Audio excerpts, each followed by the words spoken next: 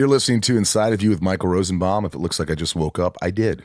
So Ryan came over to do some ads. Yep. And to do some intros and introduce the show. Ryan, great having you here. Happy to be here. I just got back from Universal Horror Nights and Delusion. If you haven't gone, if you live in LA or anywhere near that area, you have to go to Universal Horror Nights. It was so good. The mazes were amazing this year. Amazing. The Poltergeist was my favorite. And Delusion, scary, creepy. It's off the beaten track. You got to check out Delusion. Go online, get tickets. Delusion. Thanks for listening. Thanks for supporting this podcast. We got a great one today. Especially, it's the horror season. It's so we've got Barbara Crampton. I'm a big fan. We became friends. Re-Animator, but she's done so many movies, and she's been around for a while, and she looks fantastic, and she's sweet as can be, and she got me a birthday gift, a Re-Animator new edition 4K. Oh. Yeah, so I'm really pumped about that. A few things before we listen, and if you don't know her, you should listen. This is a veteran who's been around the business, and I think you're going to really find it interesting. If you want to join Patron and support this podcast, which is always welcome. It's a little podcast, and without your help, it's difficult to produce a show. So if you want to join Patreon, patreon.com/insideofyou, patreon.com/insideofyou. Become a patron. You can get your name shouted out at the end of every episode. You could be on the show. You could have YouTube lives with me, Zooms. You get boxes from me every 3 months. There's tiers. So check that out. Also, my Instagram at the Michael Rosenbaum, my Linktree, cameos. I do the cameos, all the cons I'm doing, all that stuff. Rosie's Puppy Fresh Breath for your dog's breath. My product is on there, and the Talented Farter book. All that and more. And last but not least, the Inside of You online store has all your Smallville merch that you want autographed by me. And it's awesome. There's so much great stuff. You need to check it out. The Inside of You online store or talkvillepodcast.com. And the cruise is coming up, Smallville cruise, next year. But, but it's going to be a blast. And I'm doing this pajama party / karaoke night. So you have to sign up and come to my night. It's going to be great from like 9 to 11. We're going to kill it. But the VIP packages and everything is available at cruiseville.com. And let's just jump into it. Hope you're having a great week, taking care of yourself, doing something positive for your life, changing bad routines into good routines. I know there's a lot of stuff I need to change. But if you don't start, you're never going to start unless you just do it. Every day you're thinking, tomorrow, I'm going to have AG1 in the morning. I'm going to get therapy, or I'm going to go for a walk, or I'm going to do that. Do it. Just if it's one thing, add to your routine, and then slowly 2 things. Because what happens is your mind, what I've learned, Ryan, is you start to go, that's an accomplishment. That's an accomplishment. I did these 2 things today. Instead of doing the same thing, this cyclical bad routine shit, it truly helps. But right now, thanks for listening, and thank you for making this podcast your podcast. And last but not least, Sunspin. Our new single is out. Starry Eyes. Go to Spotify, please. And go to Spotify and listen to it, and then put it on repeat and turn the volume down and let it keep playing over and over, because it really helps. And I think you're going to love the new single. The video, a music video a fan did, comes out next week for it. So, and if you love the album, you want the vinyl and the CD and the behind the scenes book, go to sunspin.com. Sunspin.com. But check out the new song on Spotify or wherever you listen to music. Starry Eyes off the new album, Welcome to This Life. All right, let's get inside of Barbara Crampton. It's my point of view. You're listening to Inside of You with Michael Rosenbaum.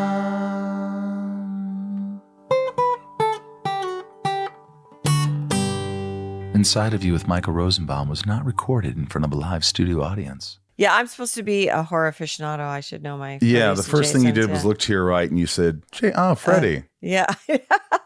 They all run together after a while. Yeah, I mean, do you like horror? Do you love horror? You have to love horror. Yes, but it was an acquired taste for me. Really? Because when I first started, I didn't know that I was going to be in horror movies. So I just started working and acting. And then all of a sudden I was in one. And then I went, oh, that's cool. And then I did another one and that was cool. But it wasn't until I did Your Next that I went, oh, yes, that long after I started that I went, oh, these are my people. This is what I do. It took you that long? It took me that long. Well, I took a break from acting. So for years? For years, because I did Reanimator from beyond my famous shopping mall. Puppet Master, blah, blah, blah. And then I got married and had kids and moved to San Francisco. And then I got a call out of the blue to do Your Next. And I worked with Adam Wingard and Amy Simons and Ty West. And That's a good movie. That's a good movie. That's a good movie. And every person on that set was more talented than the next. And so I was just in awe and inspired by all of them because they could do every job too. All of them were like, back in my day, it was like, if you were an actor, that's what you did, an editor, director, writer, whatever. Now they do everything. Now they did everything. And it was so inspiring to me. And they were so lovely and wonderful. And I had such a great time that I said, oh, yes, I understand who these people are. I understand what I do. This is what I do. But honestly, everybody says like, oh, but I really want to direct or whatever. I'd love to do more comedy. So yes, I am a horror movie actress, but I'd love to do more comedy. Well, you're very funny. I think you're very funny. You have a great energy about you, your aura. Thank you. Yeah, I just noticed that about you. Now, I mean, I have so many questions. There's so many, so much about you that I want to get into, like how it all started. But I also want to talk about you took a break to sort of raise kids and have a family. Coming back must have been nerve-wracking to be in your first movie in quite some time. I was so scared. I can imagine. I was on the set and I was so nervous. Like I don't get nervous performing at all. And when I was younger, I did a lot of soap operas and that's very in the moment and you have to be performance ready and there's so much dialogue and it was like, whatever. But because I hadn't really worked in about 6 years, I did that movie and I just thought everybody was so talented that I hope that I was as good as they were. That was my feeling at the time, and yeah, I was quite nervous, but it worked out. The movie was very good. Does it sort of, that feeling sort of dissipate after like the first few takes or the first scene and then you start to go, okay, I remember how to do this? I mean, truthfully, yes. Obviously, you're an actor and it's like on every project you get a little nervous. And then once you get that first take out of the way, you can kind of relax. And that's very true. But I think I was nervous the whole movie on the movie also because they did a lot of that was part of that wave of mumblecore. And so they were saying lines that weren't in the script. And then I was like, what is going on? And Simon Barrett came up to me and he said, do you like what you're saying in this scene? And I said, yeah, man, I guess so. And he said, because you can say anything you want. I went, oh, that's what we're doing? And you haven't, you weren't. I was a part of that group. You didn't know how to do that. No. But did you do it?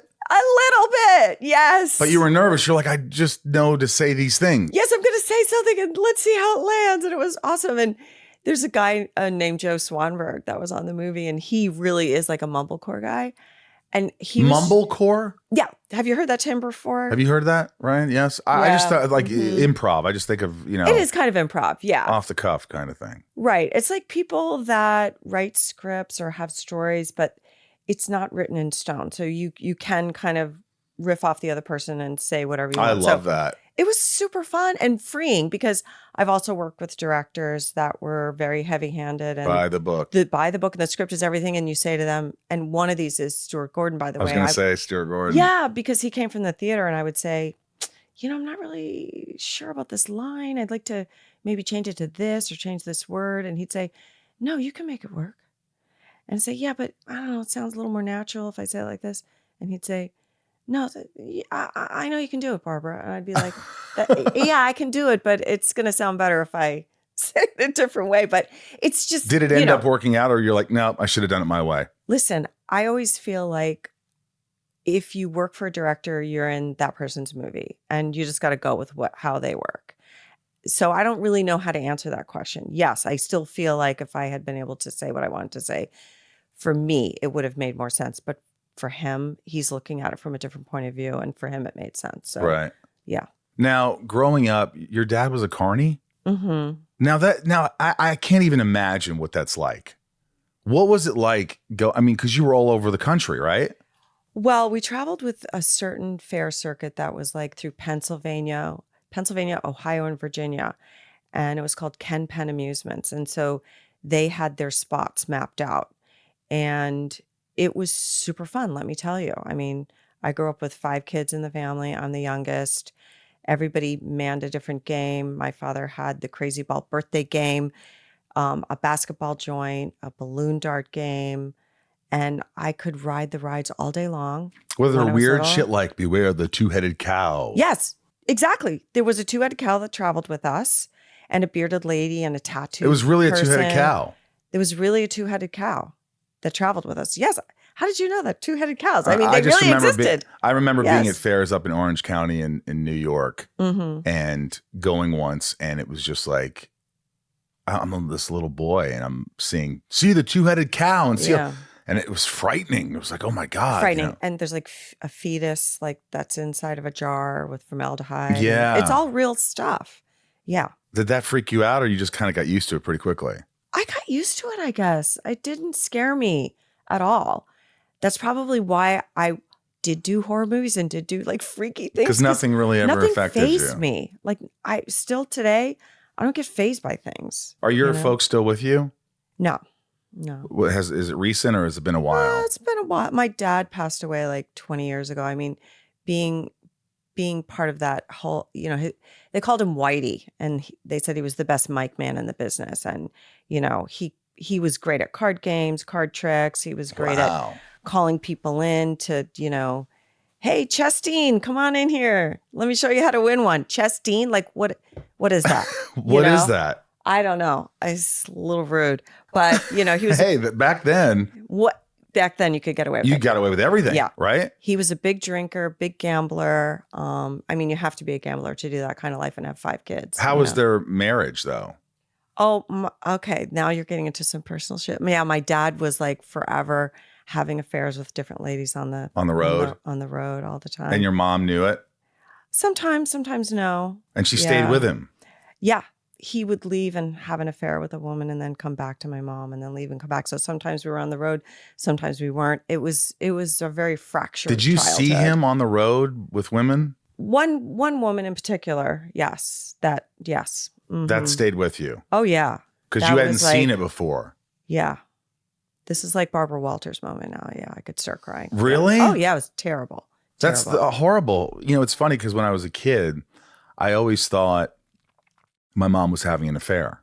Always. Really? I come home from school walking up the street and thinking, if there's a man in the house, I'm going to kill him. I'm thinking of a way to kill him. Was that just a fear you had, or was it based on something? No, she was really flirtatious and very, all over the place. And, she would flirt with men in front of the kids. And I just think that was her nature, and she didn't realize how it was affecting those around her.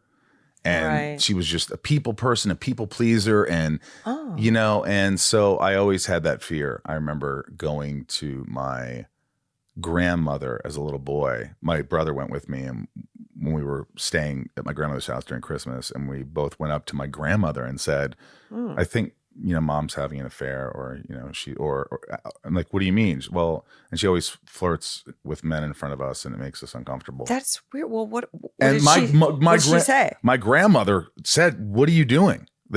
Michael and Eric just came up to me, and she's like, oh, they're crazy. I don't know why they would think that. Huh. And so she just always. Well, what about your dad? Where was he? I think he noticed it, that she was a flirt and she was this, and it definitely, I'm sure it emasculated him to some degree. It's not, he's working hard, and he's like, is my wife, and they were, he was crazy in love with her, but and to this day, I don't really know. I never saw her have an affair. I don't know. So do you think she was committed to your father, or was that? I don't know. Because when people do things like that, and I've had boyfriends like that were very flirtatious with other people, and they'd be like, what is that? It's a way for you not to connect with your person, because they call it something like avoidant attachment or something, right, where they can't really have a close relationship with somebody. And there's marriages like that for sure. Maybe I guess I could understand. And maybe that. my mom had that too, because my mom's father was an alcoholic. Jeez. And her husband.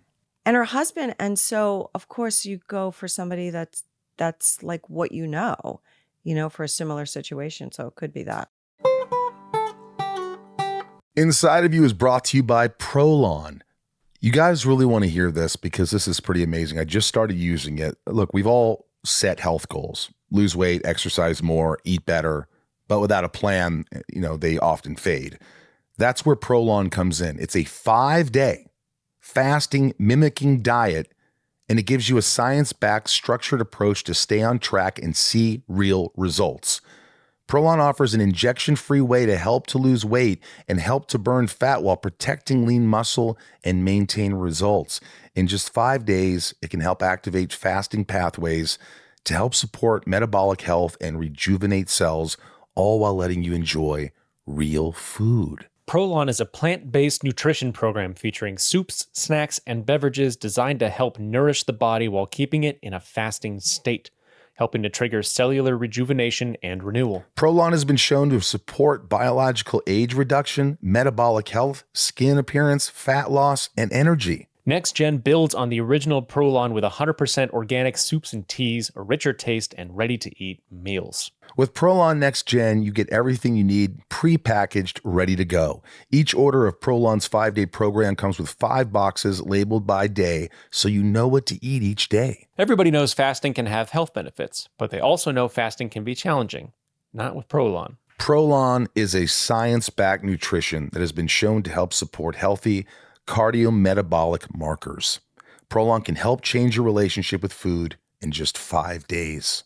For a limited time, Prolon is offering listeners 15% off site-wide, plus a $40 bonus gift when you subscribe to their 5-day program. Just visit prolonlife.com/inside. That's prolonlife.com/inside to claim your 15% discount and your bonus gift. prolonlife.com/inside. These statements and products have not been evaluated by the Food and Drug Administration. These products are not intended to diagnose, treat, cure, or prevent any disease or condition. Inside of You is brought to you by, guess who? Shopify. Yes, Shopify. Listen to me. If you have a small business or a medium-sized business or a large business, it doesn't matter. Shopify is for you. Shopify was for me, and I didn't even know it. I had 2 podcasts, and it is so easy to use Shopify, their dashboard, to sell products that I couldn't believe how easy it was. I was like, I'm not going to do this. You have to take so much time. Listen, you take a picture of your product, you upload it, you put a description of it, you put how many you have in stock, a price. And the shipping and handling is a breeze. Their dashboard analytics to see how well the product's doing year to year, month to month, whatever you want. Shopify is the commerce platform behind 10% of all e-commerce in the US, from household names like Mattel and Gymshark to brands just getting started. They're truly amazing. Get started with your own design studio. With hundreds of ready-to-use templates, Shopify helps you build a beautiful online store to match your brand's style. Accelerate your content creation. Shopify's packed with helpful AI tools that write product descriptions, page headlines, and even enhance your product photography. And get the word out like you have a marketing team behind you. Easily create email and social media campaigns wherever your customers are scrolling or strolling. And best yet, Shopify is your commerce expert with world-class expertise in everything from managing inventory to international shipping to processing returns and beyond. If you're ready to sell, you are ready for Shopify. Turn your big business idea into cha-ching with Shopify on your side. Sign up for your 1 month, $1 per month trial period and start selling today at shopify.com/inside. Go to shopify.com/inside. That's shopify.com/inside. Did you ever, like when that happened, when you saw your dad with this woman, did it trigger like any sort of anxiety or depression in you? Totally. You suffered from anxiety as a kid? No, not really. Not anxiety or depression. Not that specifically, but I do remember getting really sick to my stomach and not being able to eat for many days when I realized what was going on. And now when I have an upset moment in my life or something, I have such an upset stomach. It just goes to my stomach. So it's just that. But I'm not an anxious... Not an anxious person? No, not at all. Really? No. You just go with the flow? I pretty much go with the flow. Do you sort of let it kind of fester? Like things build up and you're like, I'm fine until you blow your lid? No, I'm not one of those people. No. No. You speak your mind pretty quickly? I do speak my mind, yes. I talk it through with people. If I'm concerned or upset or I have an issue about something, I always talk to people about it. Do you raise your voice?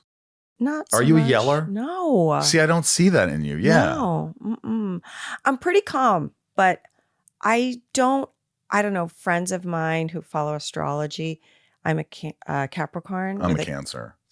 I'm a Cancer moon. Yeah. We're very sensitive. We're very sensitive, but with a Capricorn, that's like mental, and Cancer is very heartfelt. And so people have told me I'm very balanced because I'm, if my moon is in Cancer and my sun sign is in Capricorn, those are 6 signs apart. So 6 signs apart, having that strong of an influence makes me have a good foundation and balanced. So, did you ever tell your mom about it? Yes. I mean, at the time, my dad was like seriously considering leaving my mom for probably the 8th time with this woman who worked for us. And I just saw it going on. And, I mentioned it to my dad and to my mom. And, I think I was probably 10 at the time. So they didn't really want to talk to me about it in any sort of intelligent way. It was sort of like I was pushed to the side. But years later, when I was probably in college, I tried to talk to my mom about all this stuff. But I'll tell you another good story about my dad, but I'll get my mom out of the way first. And I tried to talk to my mom. And I was like, Mom, I need to talk to you about what happened in our childhood. I mean, this is insane what you went through and what Dad did to you and, how you let it happen and how that's affected me. And I want to talk to you about it.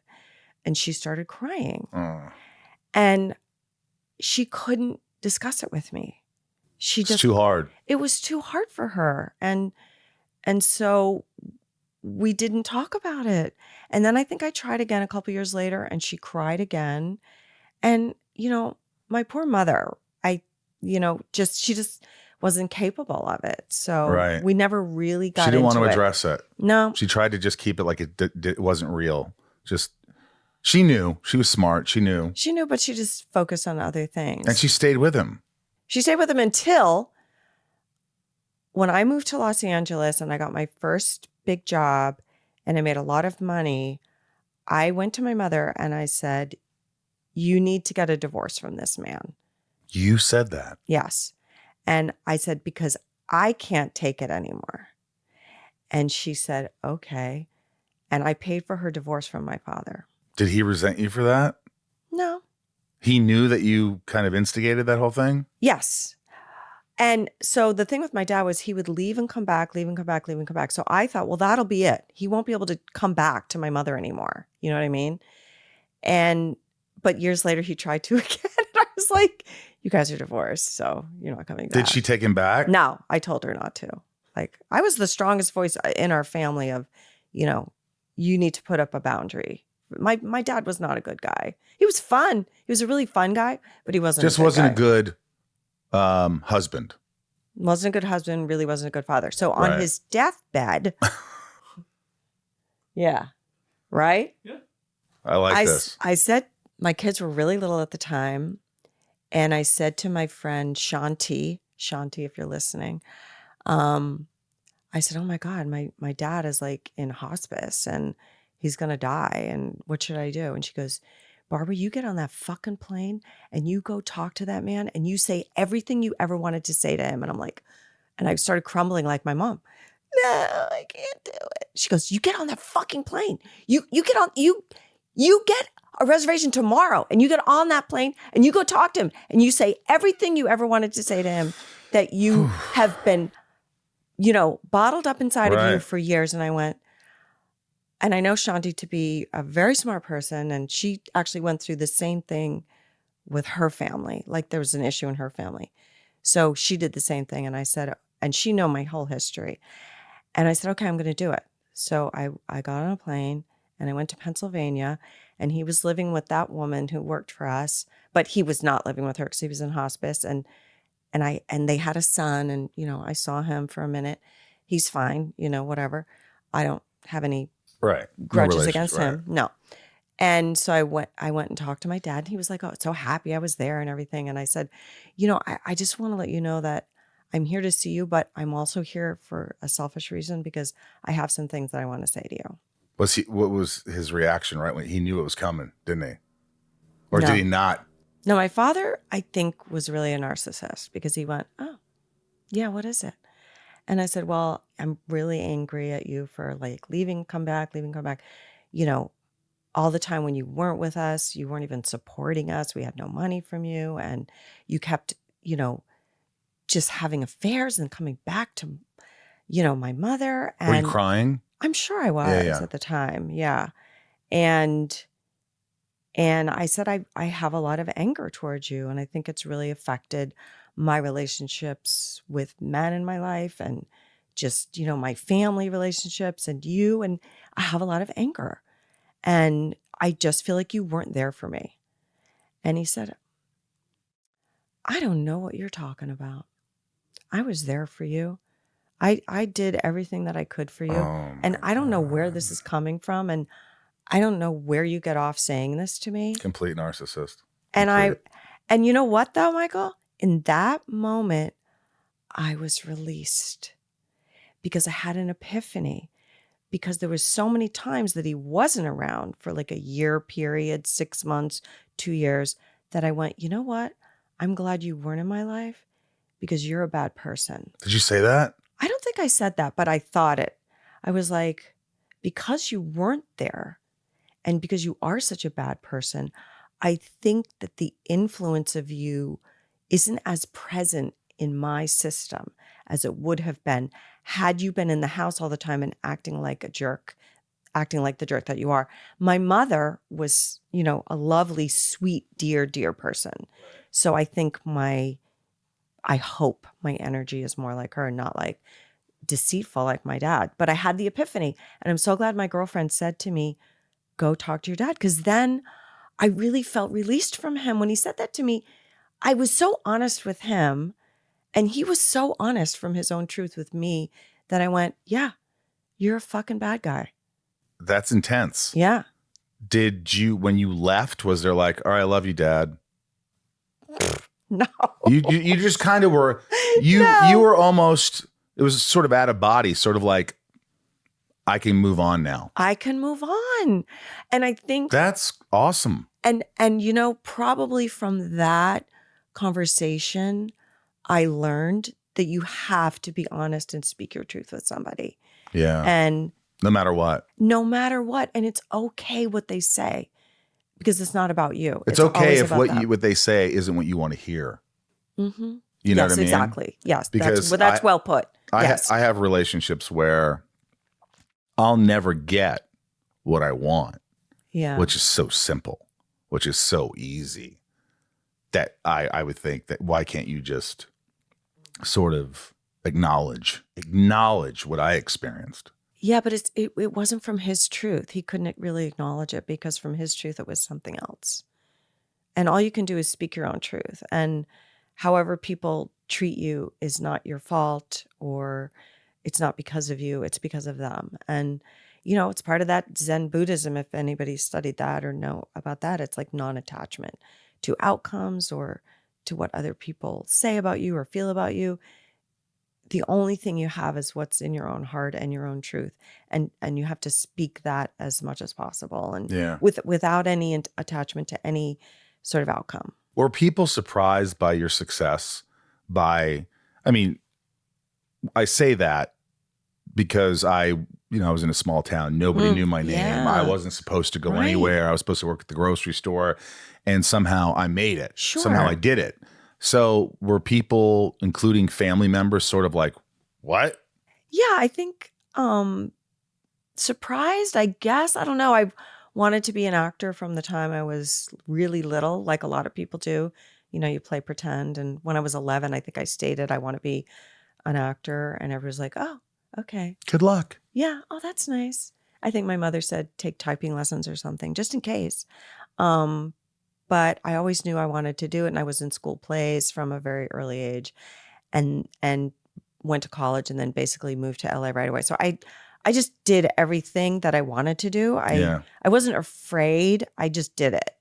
So I think people were maybe surprised to a certain extent. I mean, I come from Long Island. I was born in Oceanside. Yeah. Nassau Community Hospital. Oh, I was born in Bethpage. Oh, nice. Was that the small town that your family lived in? No, Or you went to Connecticut? We moved to Indiana. Oh, small Indiana. Town in Indiana after that. Oh, see, we moved to Vermont, to a small town in Vermont. So that's where I went to high school and college. So I think, surprised. I guess it's like, it seems like a lofty dream, right? To be an actor in Hollywood. It's weird how people perceive you after you've done something, when you've had success.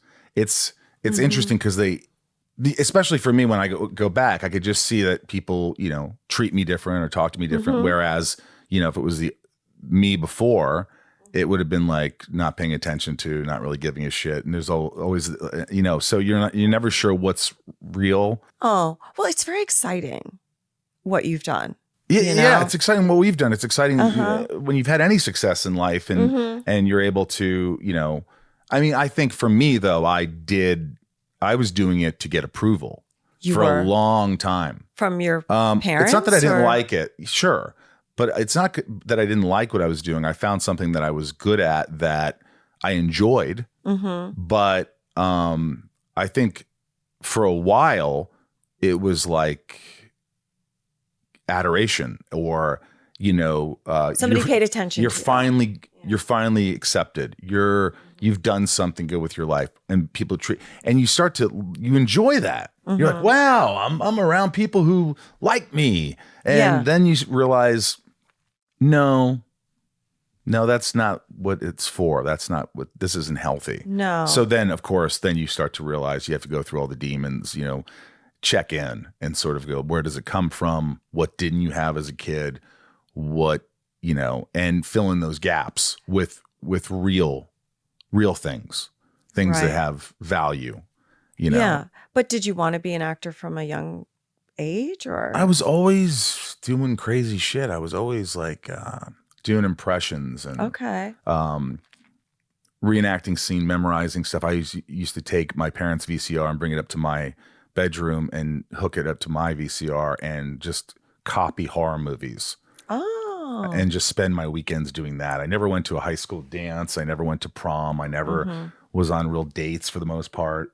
I was kind of in my own little world. Yeah. And so it took me, I really didn't grow up, I think, till probably mid-30s. Wow. Is when I started to, really address all these things that had to be addressed.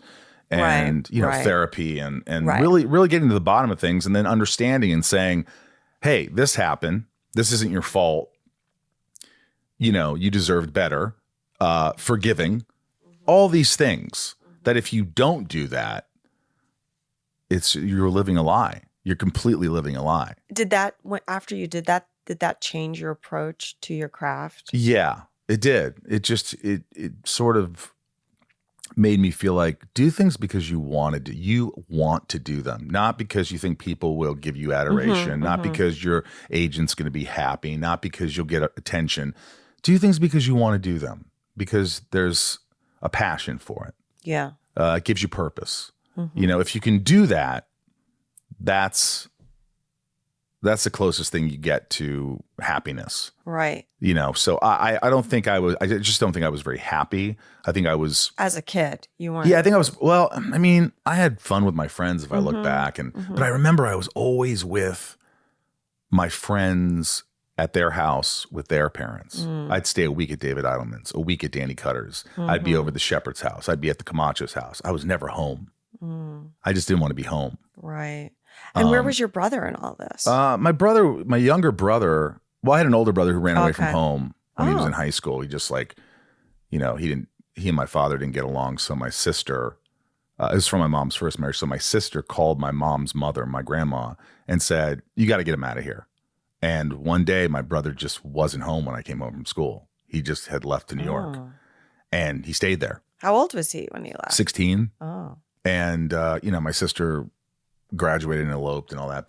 But back to you. So there was a lot. So you're getting inside me now. No, there's a lot going on. Yeah, but in all of our families. Yeah. Yes, so I just wanted you to know that you weren't alone. I thank you. I appreciate that. And as you were talking about it, and why you became an actor and looking for somebody to give you some acknowledgement and attention, or, let you know that you were okay. I think for me, there was a lot of things that were unspoken in my family and things that weren't addressed.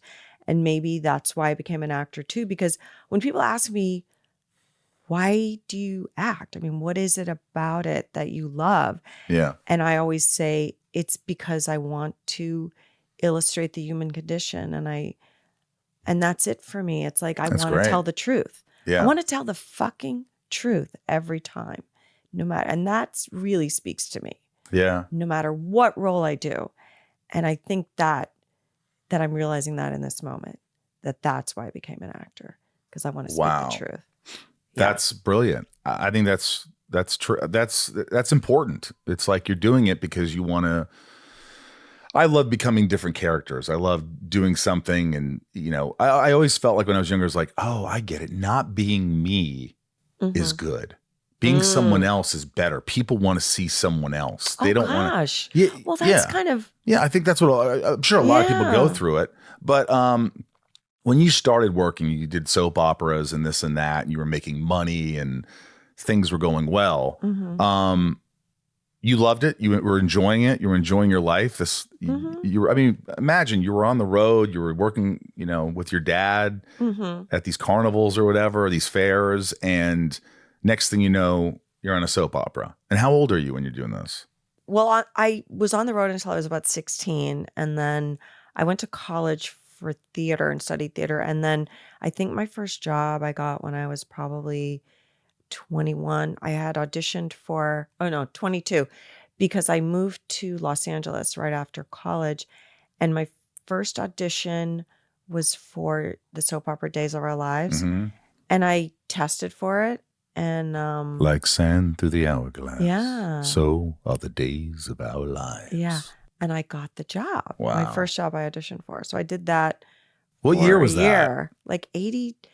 I want to, let's see, I graduated 82. So probably 83. Was Stefano around then? Yes. He was? I think he was. Was he the Salem Slasher?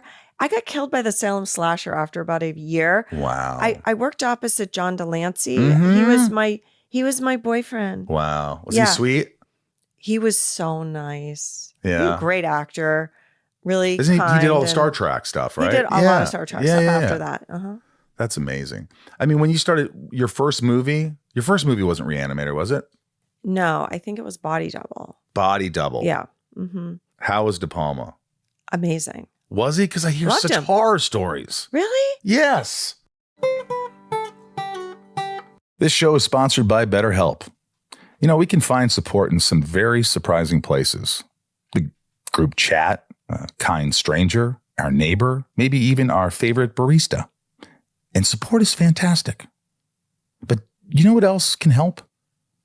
Guidance and support from a clinically trained and credentialed therapist, like the ones you find at BetterHelp. Just fill out a short questionnaire that helps identify your needs and preferences, and BetterHelp's 10+ years of experience and industry-leading match fulfillment rate means they typically get it right the first time.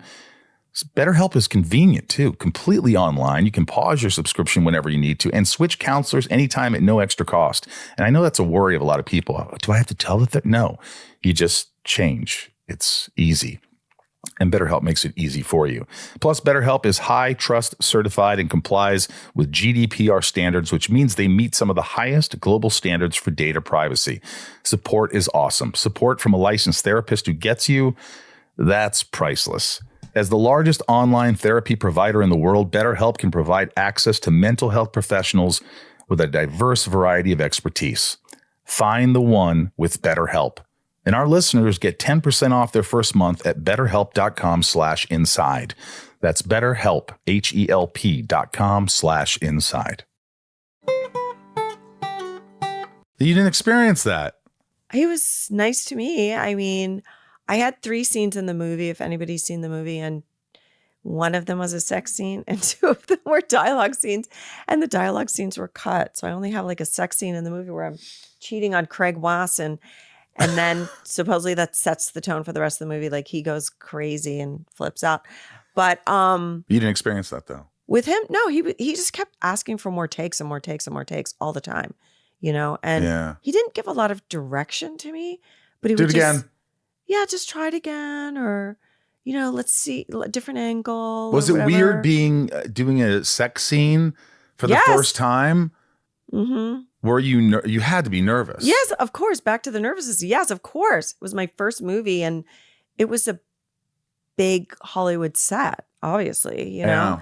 And I had only been in Los Angeles for a year, and I got that part, and I was like, what? Wow, this is... Did they have to, like back in the day, they could ask for nude shots? Could they do that or no? How does that work? Like, they did. Because they can't ask for, like, we want pictures to see how she looks naked. Yeah, they did that at that time. They did. Mm-hmm. So you had to send a picture. I think we took a picture, yeah. Isn't that something? And that movie was all about sex too. Yeah. Yeah. So I think they did that for a lot of people. Yeah. I mean, and then you went on to do more and more stuff. I mean, then I did a movie called Fraternity Vacation. Well, then I did Fraternity Vacation. No, actually, I think I did Re-Animator, and then I did Fraternity Vacation after that, and that was with Tim Robbins. Wow, how was Tim Robbins? Amazing. I thought to myself, working with him, he's really good. That guy's good. Yeah. You know, he's a nice guy too. As far as I've met him a few times. But when you did Reanimator, obviously you've talked about this ad nauseum. But when you're doing, it's the 40th anniversary this year. It's the 40th I don't mind talking anniversary. About it. So yes, I mean, the thing was a phenomenon. Jeffrey Combs, I always say Coombs. Yeah, Combs. It's like Combs, like comb your hair. Yeah, Combs, Jeffrey Combs. He's a genius though. Yeah, he's really just out there. I loved him in Frighteners and. What was that working with him? Did you have any idea that this movie would be nearly as big as it? Did you think it's going to come and go? It's another movie. I'm working. Move on. Well, it wasn't really move on. It was actually a big deal for me because it was a big part. And the first young gal who had the role, her mother read the script, and then she said, "Oh no, you're not doing this movie," because there was some kind of racy things to do. Yeah. And, I read it and I was like, there's that, but it was also not something that I was afraid of. And my part was a good part. And so I didn't think that it was anything that I couldn't do. And it was also a time when movies were very exploitative for women. And in my mind, I thought, this is what they want us all to do all the time. They keep asking us for this, Was there a lack of respect, you think? No, you never felt like that when you were doing these movies. No. They made you feel comfortable. No, yes. They're professional. People always say, how did you do that scene? And I say, it's a scene like any other. Every scene is hard. A crying scene is hard. A yelling scene is hard. Running. A really intense acting scene is hard. It's not that a scene with nudity is harder than any other scene. In every scene, you have to be vulnerable, open, and approachable. And so what? Later on in my career, when I've been a producer, I've said, equal opportunity nudity. So, if I'm naked in something, the guy's got to be naked too. It's dong time, folks. Let's come on. And you see that more now. in movies and in television. You see it all over. Randomly, random dongs. Just to show, I'm like, do we need to see your dong? Yeah, maybe you do. Maybe we do. Do you like to see, as a woman, do you like to see men's penises in movies?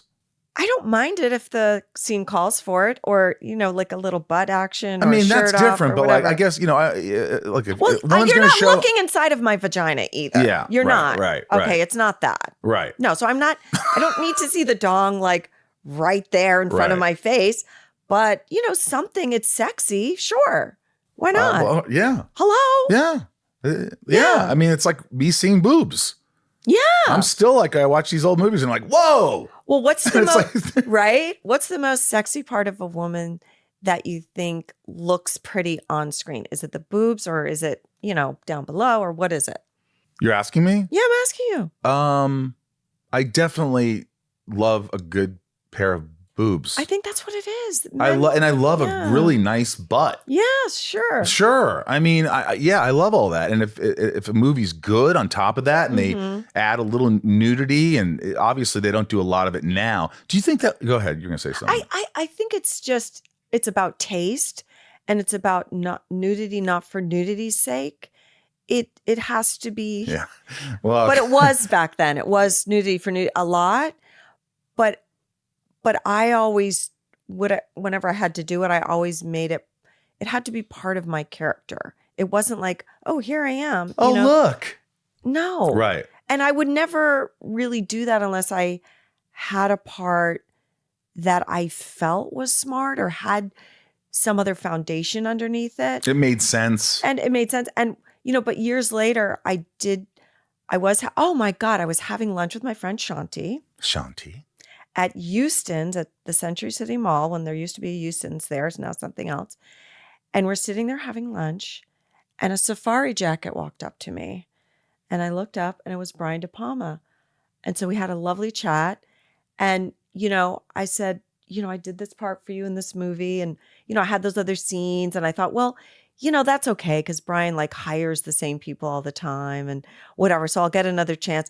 And so I said, I'm still waiting for my chance to work with you again. So what did he say? Let's go. He laughed, and he was very nice and very friendly. And yeah, that's gotta suck. Did anybody tell you your scenes were cut, or you just watched it and go, oh? They told me. Thank God, because they don't do that a lot. People will not be in a movie anymore. I love when a director will call you and just say, hey, just want you to know it didn't work out for whatever reasons. We cut these scenes.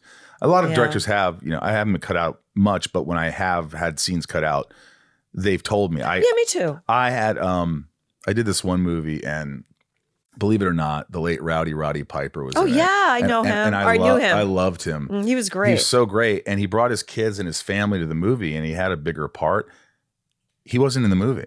At all? At all. So he came to the movie. No one told him with his family. Oh, and so he talked after. He's like, yeah, it's kind of bullshit, but hey, man. What movie was that? It was this movie called Kicking It Old School. Oh. It was like this comedy, and I just felt so bad. I felt bad that he was cut out. And then I said, well, maybe they did you a favor, brother. Well, how was the movie? Brother. I don't know. Some people love the movie, you know what it was? Some movies just don't turn out the way you planned, that you hoped for. Like, if I feel if this movie was shot really well, like if the cinematography was really good, I think it would have been a different movie. I felt like it just looked really cheap at times. That's why. Right. But I think, the script was funny. The actors are all funny. Who directed it? His name was Harvey Glazer. Great guy. And it wasn't that it was directed poorly. It was just the way it was shot. I just didn't like the lighting and the things like that. That's what I was focused on. I was like, this doesn't look great. This should look better. This should look more like a movie. Polished or something. Yeah, that's all. But, it's like. I work in a lot of the arena where movies maybe don't look like movies. They don't look as polished because, they don't have time or money to do color correction and things like that. So, and a lot of people are shooting on video, and it just doesn't look as clean and crisp. And, it definitely has,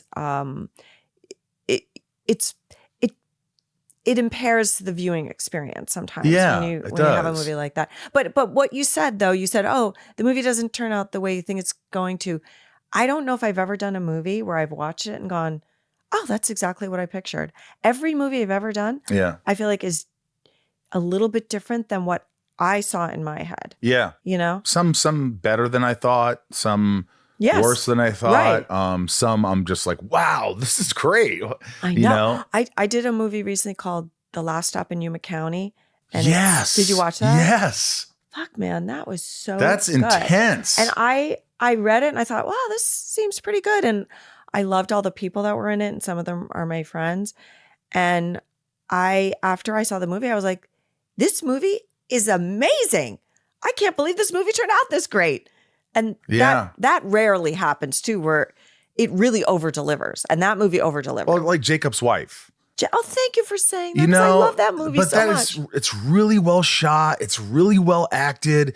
It's got some gore. It's got some great shit. So it's like, it surprised me. I didn't expect for it to look and feel as good as it was. Well, thank you. I don't know the look of it. Like, speaking of time and money to really make something look polished, I don't think we had that on that film.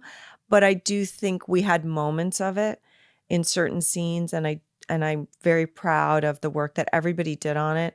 And it, besides, I will have to say From Beyond and Jacob's Wife are my two favorite movies that I've acted in, as far as like a great character for me, over Reanimator, because Reanimator, my part, is really Jeffrey Combs' movie. Right. But From Beyond, it was much more my movie, and Jacob's Wife much more my movie. And just Jacob's Wife meant Jacob's something Wife was to your me. Movie. Yeah. Just, that's when you really, you had the chops for that one. Like you know what I mean? Yeah. Thank you. Well, it was sent to me. It won a screenplay contest at Screamfest here in LA. And Denise Gossett is the head of that festival. And so she mentioned to the writer, the original writer, I think this is a good vehicle for Barbara Crampton. And she produces now. You should send it to her. And he sent it to me.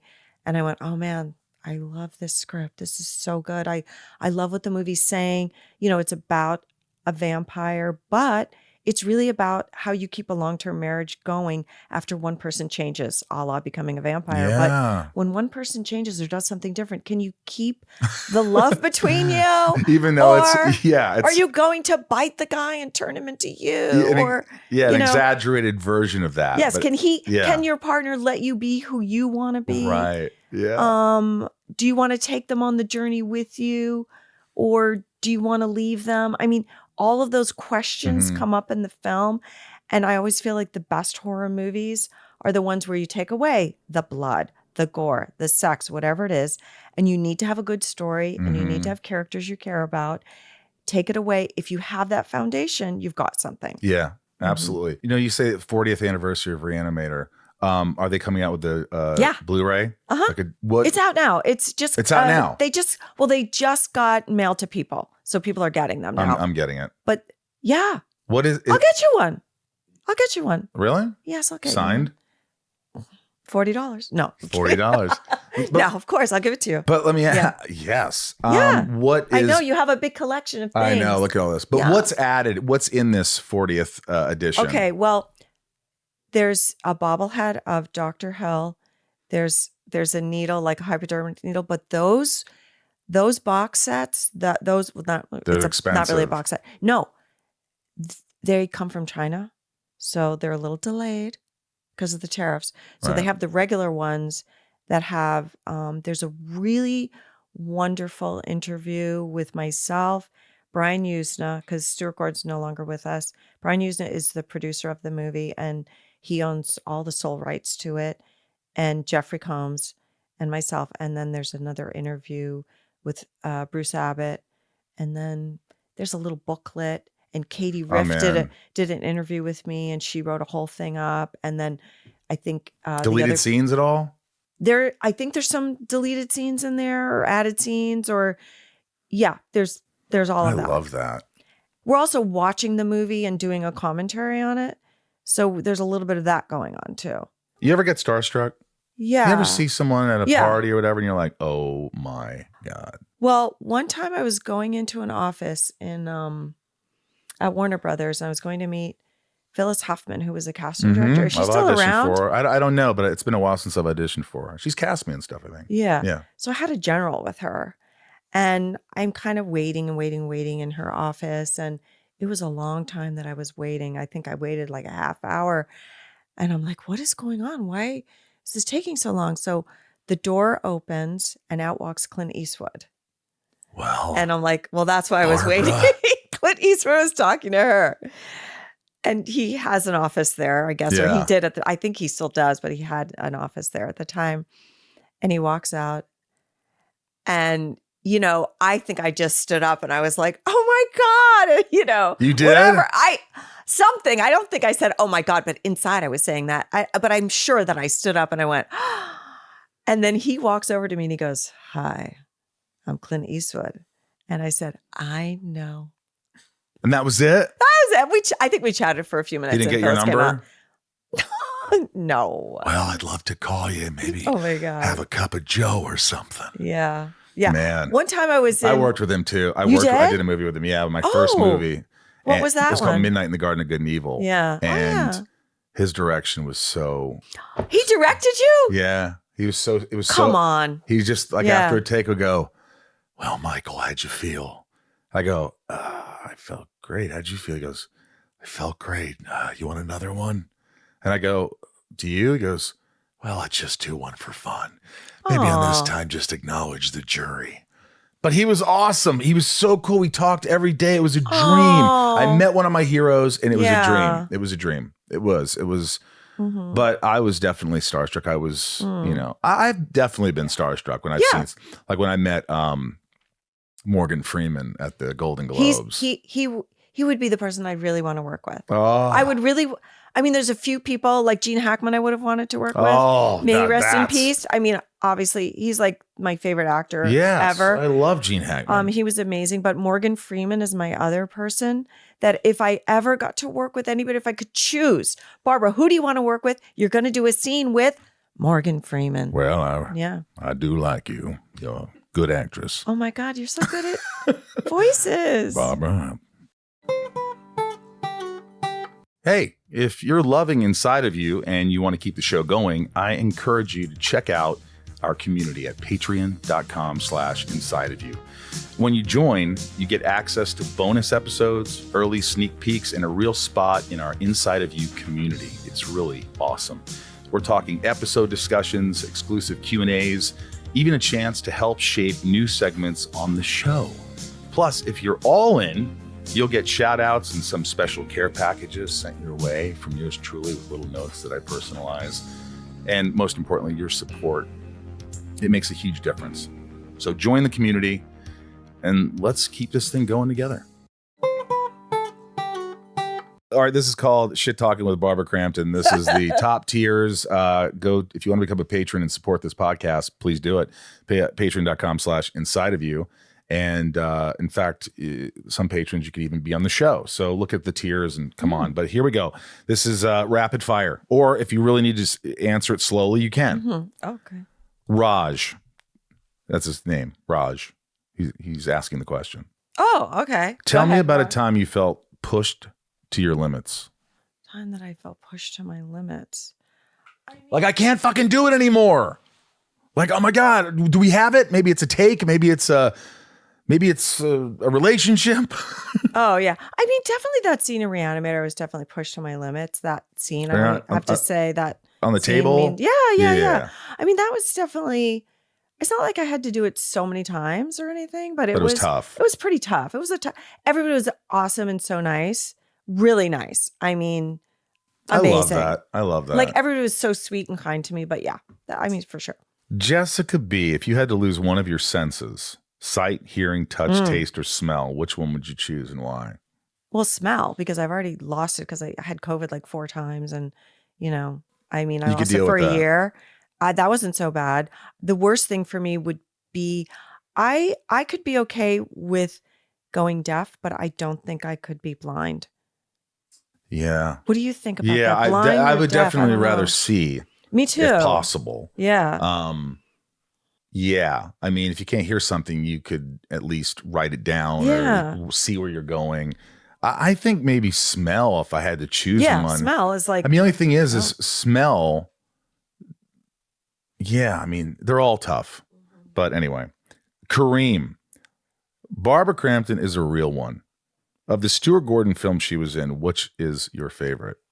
Yeah, I mean, it's From Beyond because I had the really great role in that. What would you say about Stuart Gordon? Like, how would you define him or describe him? He was very funny. and very loving and not intense. Not intense at all. No. But very much this is my movie and this is how I want you to do the scene and this is how I want the movie to look. And I think his style was very operatic. So I feel like, I mean, a lot of the movies were big and bold and like even Evil Dead back in the day was around the same time. Yeah.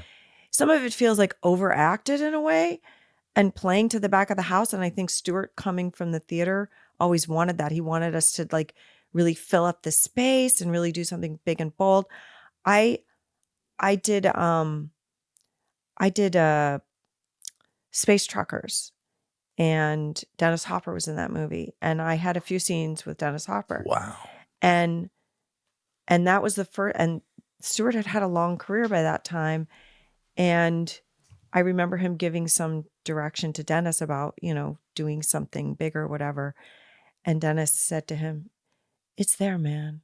You got it. Do Dennis Hopper. Can you do Dennis Hopper?" I've never tried. Yeah, it's kind of nasally.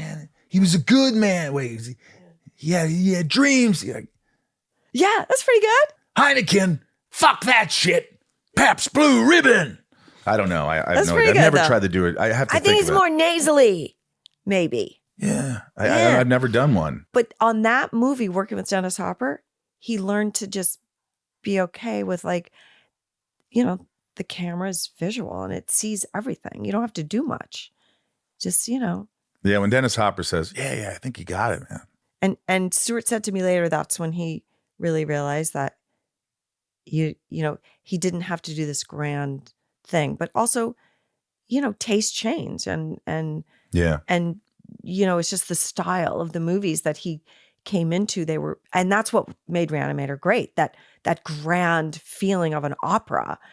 And then, later in his later movies that he did, they were much more relaxed. Yeah.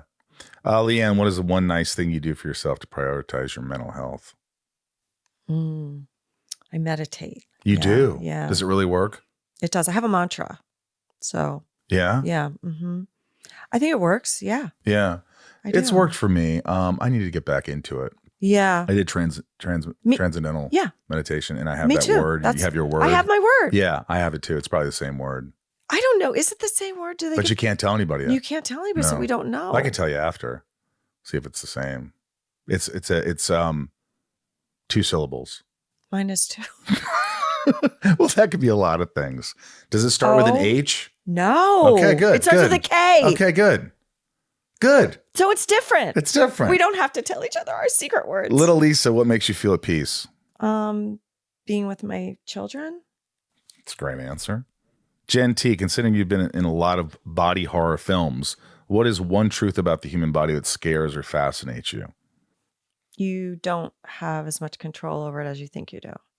As you get older, especially too. As I get older, I'm like, what's going to happen to my body? That's a good answer. Yeah. And I'm taking care of myself. Yeah, and you look fantastic. Thank you. I'm doing the Mediterranean diet and I've done it forever. Does it really help? I think so. So it's fish, rice. It's brown rice, fish, brown rice, chicken, not too much meat, not too much dairy, a lot of vegetables. I need to start doing that. And you can't have potato chips and corn chips and things like that. So for snacks, you eat nuts. How about popcorn? Popcorn's the worst. What about if it's not buttered? Worst. No, corn is not good for you. I eat popcorn almost every day. Oh, can you find something else? How about some nuts? When I drop off the Re-Animator tape, I'm going to bring you some really good nuts. I'm going to drop them off. You're nuts. You've done so many things. It's just it's like endless. Do you have to always be busy to function? Yeah. You don't like sort of like a lull?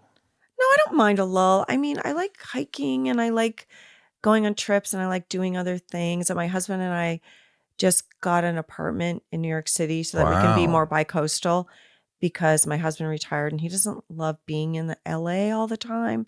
And he loves New York and he's from New York. And I said, okay, let's just get a place. We'll just rent a place for a year.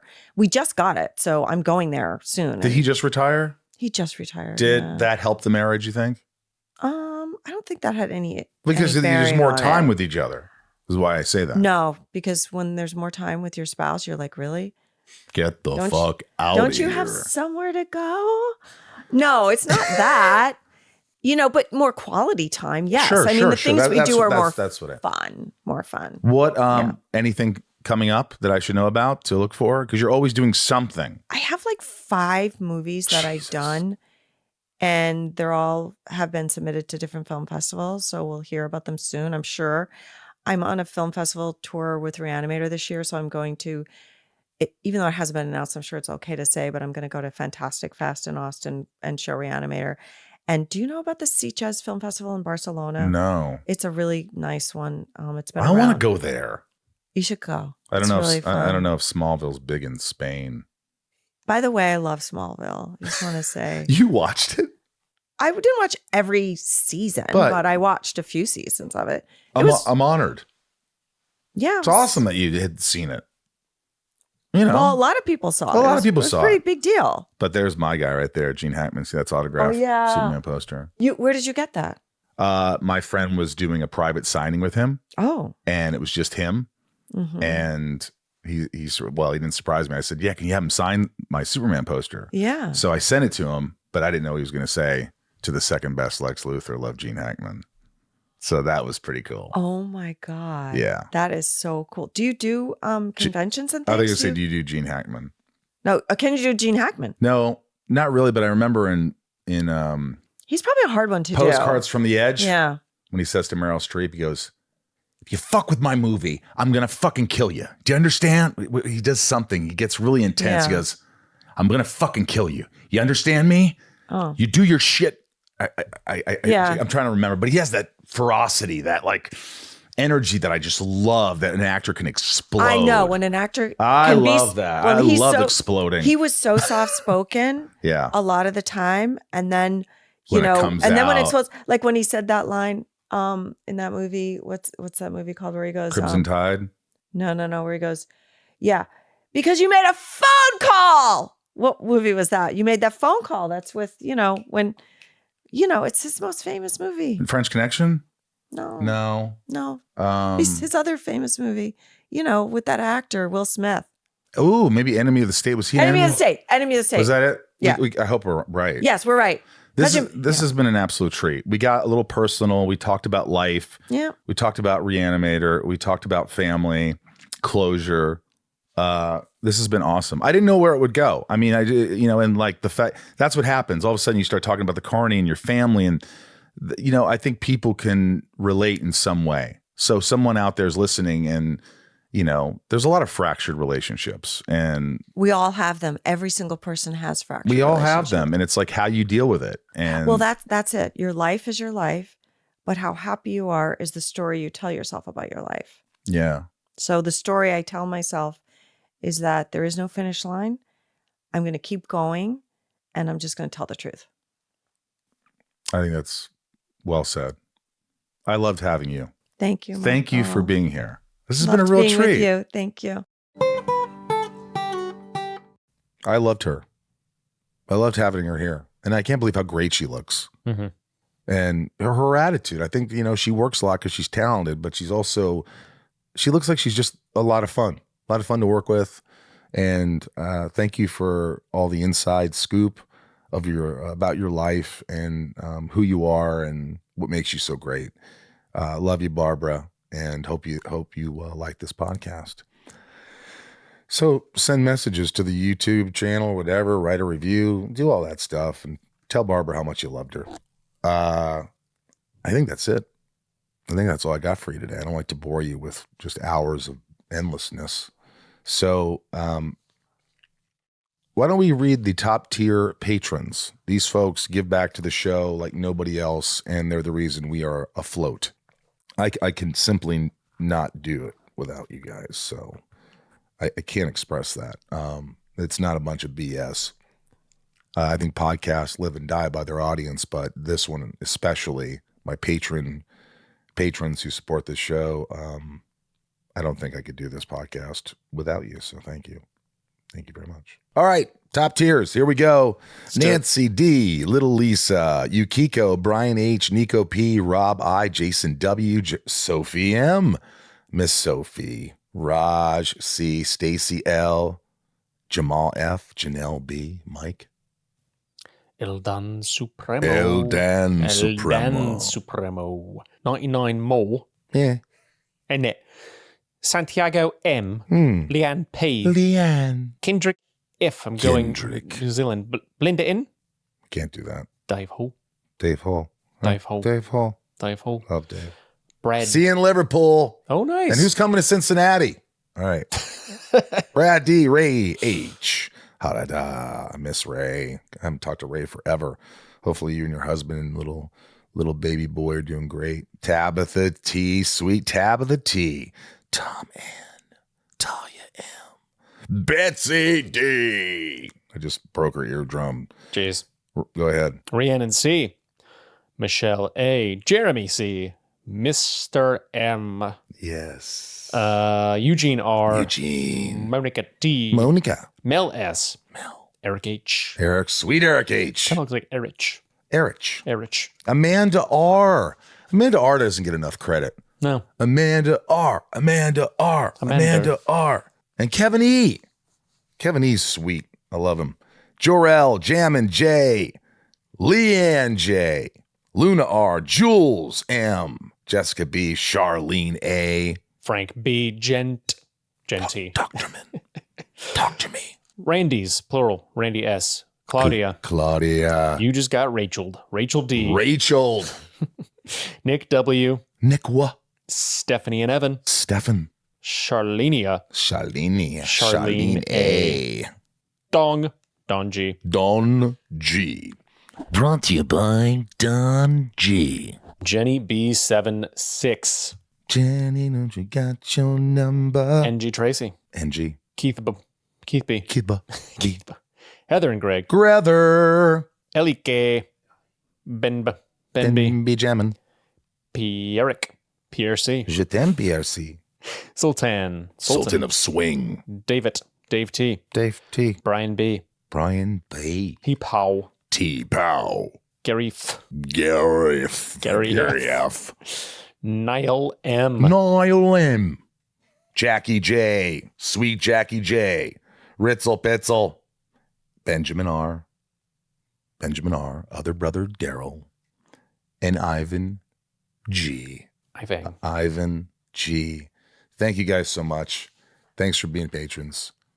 And there's not much else I could say other than from the Hollywood Hills in Hollywood, California, I am Michael Rosenbaum. I have been Ryan Tez. He has been. I have been Ryan. Little wave to the camera.